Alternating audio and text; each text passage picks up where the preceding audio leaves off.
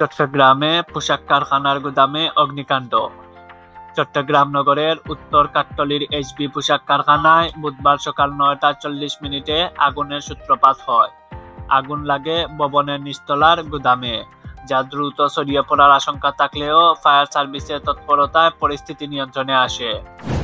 Fire service ও civil ডিফেন্সের চট্টগ্রামের উপসহকারী পরিচালক আলমগীর হোসেন জানিয়েছেন, দুটি ইউনিটে দ্রুত ঘটনাস্থলে গিয়ে প্রায় ১ ঘন্টার চেষ্টায় আগুন নিয়ন্ত্রণে আনতে সক্ষম হয়।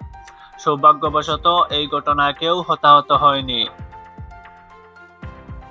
এর মাত্র একদিন আগে মঙ্গলবার রাত ১১টার দিকে চট্টগ্রামের কালুরঘাট বিসিক শিল্প এলাকাতেও একটি পোশাক কারখানার গুদামে আগুন লাগে।